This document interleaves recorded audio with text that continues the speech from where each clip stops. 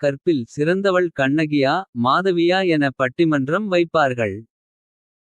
ஆனால் உண்மையில் கண்ணகியா நாகம்மையா என வைத்திருந்தால் சிறப்பாக இருந்திருக்கும் என பாசறை முரசு. மார்ச் 2011 இதழில் எழுத்தாளர் சி. சிவகாமி என்பவர் எழுதிய கட்டுரையை வாசித்தபோது தோன்றியது.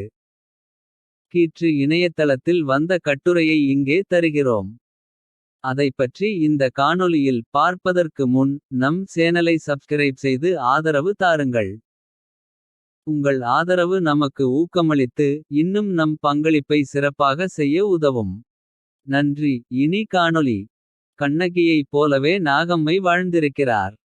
கோவலனைப் போலவே ஈவே ராமசாமி வாழ்ந்திருக்கிறார் என அந்த கட்டுரை நமக்கு உணர்த்தி இருக்கிறது. ஈவே ராமசாமியை அவதூறு செய்ய இந்த கட்டுரையை தரவில்லை. உண்மையை அறிய வேண்டி தருகிறோம். அன்னை நாகம்மையார் என்கிற தலைப்பில் எழுதப்பட்டது. தென்னிந்திய பெண் மக்கள் திலகம். பெண் மக்களுக்கு ஒரு வழிகாட்டி. பொது ஜன ஊழியர்கள் தலைவர்கள் அனைவராலும் நன்கு அறியப்பட்டவர். அன்பும் நாணமும் அடக்கமும் அஞ்சாமையும் ஒருங்கே அமையப் பெற்ற அன்னையார் ஈவே ரா நாகம்மையார் அவர்கள் என்கிறார். ஆனால் அவரே நாகம்மை வாழ்ந்த வாழ்க்கையைப் பற்றி தொடர்ந்து குறிப்பிடுவதைப் பார்க்கும்போது. புழுகுவது என்பது ஈவேராவாதிகளுக்கு வாய் வந்த கலை என்பது புரியும்.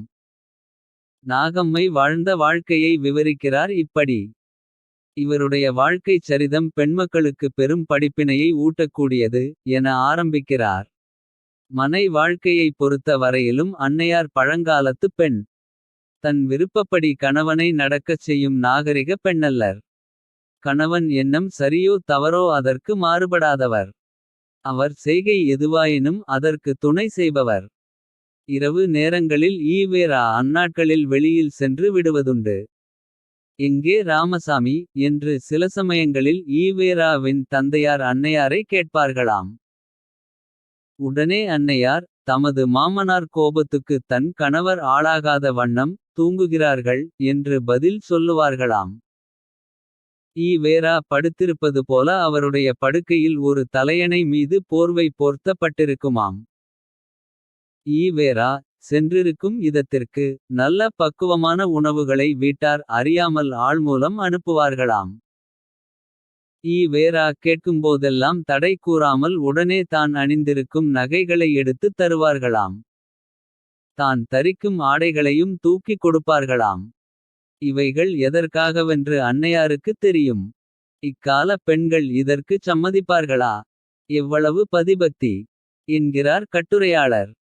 கணவன் சென்ற வேசிக்கு தன் நகை நட்டை கொடுத்திருக்கிறார். அந்த ஈனச்செயலை வெட்கமே இல்லாமல் ஒருவர் எவ்வளவு பயபக்தி பதிபக்தி என பதிவு செய்கிறார். இந்த ஈன வாழ்க்கையை வாழ இக்கால பெண்கள் சம்மதிப்பார்களா என வேறு கேட்கிறார். உண்மையில் ஒரு கட்டுரை எழுதும்போது என்ன மாதிரியான எதிர்வினை வரும். தான் எழுதுவது சரி தானா என சரி பார்க்க வேண்டாமா? கடவுளுக்கும் தலைவன் என யாருக்காவது ஒருவனுக்கு அடிமையாகிவிட்டால் அவ்வாறாக சிந்திக்கிற எண்ணம் வரவே வராது போலும். இதில் வேறு நாகம்மையை பெண் குலத்துக்கு வழிகாட்டி என்றெல்லாம் கூவுகிறார். எவ்வளவு கேவலமான வாழ்க்கை ஈவே ராமசாமியை வாழ்ந்திருக்கிறார். அருவருப்பாக இல்லை போலும். மதத்தின் பின்னால் போகிற கூமுட்டைகளுக்கு சளைத்ததல்ல ஒரு தலைவனின் பின்னால் செல்லுகிற கூமுட்டைகளும் என்பதை துதிபாடி கட்டுரை நிரூபிக்கிறது. ஏன் நாம் ஈவே ராமசாமியை கட்டிக்கொண்டு அழுகிறவனை வன்மையாக சாடுகிறோமென புரிந்திருக்குமே. ஒருவனுக்கு அடிமையாகி தன் அறிவை அல்லவா கொலை செய்கிறான். நாகம்மையைப் போல் தான் கண்ணகி கோவலனுக்கு தூக்கி தூக்கி கொடுத்து எல்லாவற்றையும் இழந்தாள். அவர்கள் வாழ்ந்த வாழ்க்கையையும் அதை விரிவாக பதிவு செய்த சிலப்பதிகாரம் நூலையும் ஈவே ராமசாமி வன்மையாக விமர்சித்தார். சிலப்பதிகாரம் விபச்சாரத்தை பாராட்டுகிறது மற்றும் ஆரியத்தை ஆதரிக்கிறது என்கிற காரணங்களால் ஈவே ராமசாமி சிலப்பதிகாரத்தை விமர்சித்தார் என வழக்கறிஞர் அருள்மொழி விபச்சாரத்தை போற்றும் நூல் சிலப்பதிகாரம் என்கிற காணொளியில் கூறுகிறார். திராவிடர் கழக கூமுட்டைகள் எப்படியென்றால் ஒரு கதாபாத்திரம் விபச்சார விடுதிக்கு போகிறது என்றால் அந்நூலே விபச்சாரத்தை ஆதரிக்கிறது என முடிவு கட்டுகிறார்கள். என்ன அறிவு என வியக்காமலிருக்க முடியவில்லை. கோவலன் வாழ்ந்தது போன்ற வாழ்க்கை வாழ்ந்துவிட்டு. கோவலன் தன் மனைவி கண்ணகியை கேவலமாக வைத்திருந்ததைவிட நாகம்மையை மானக்கேடாக வைத்திருந்துவிட்டு. அந்த கோவலனையும் கண்ணகியையும் விமர்சிக்க தனி தைரியம் வேண்டும். அந்த தைரியம் ஈவே ராமசாமிக்கு நிறையவே இருந்துள்ளது. அதனால் தான் ஊருக்கு மாத்திரம் உபதேசம் செய்வதில் கெட்டிக்காரனாக இருந்திருக்கிறார். திராவிடர் கழக அடிமைகளில் ஒருவனேனும் நீங்கள். கோவலனைப் போன்ற வாழ்க்கை வாழ்ந்துவிட்டு. அந்த கோவலனை அயோக்கியன் என விமர்சிக்கிறீர்களே. இது எந்த நாணயத்தில் சேர்த்தி. எல்லோரும் இவ்வாறாக ஒழுக்கக்கேடான வாழ்க்கை வாழ்ந்துவிட்டு. ஊருக்கு மட்டும் யோக்கியத்தை வலியுறுத்தினால். அயோக்கியர்களால் உலகம் நிரம்பி வழியாதா. என எவனும் கேட்கவில்லை. சொந்த புத்தியில் சிந்தித்தால் தானே கேட்க. தன் மனைவி தான் கூத்தியாள் வீட்டுக்கு போவதையெல்லாம் அனுமதித்திருக்கிறாள். தனக்கும் தன் கூத்தியாளுக்கும் வகை வகையாக பலகாரம் சமைத்து. தன் பெற்றோர்களுக்கு தெரியாமல் ரகசியமாக கொடுத்தனுப்பி இருக்கிறாள்.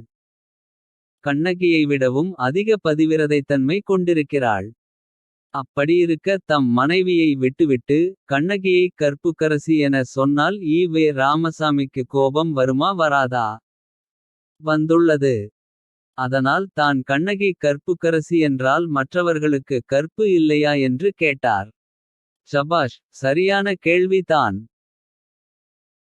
தன் மனைவியின் நகைகளை மட்டுமல்லாமல். தன் மனைவியின் நல்ல ஆடைகளையும் பட்டு சேலைகளாக இருக்கலாம். தான் விரும்பிய தாசிக்கு கொடுத்தவனே கோவலனையும். கண்ணகியையும் அவர்கள் வாழ்ந்த வாழ்க்கையையும். அதை பதிவு செய்த சிலப்பதிகாரத்தையும் விமர்சிக்கும்போது. நாம் ஈவே ராமசாமியை விமர்சிப்பதில் தவறொன்றுமில்லையே.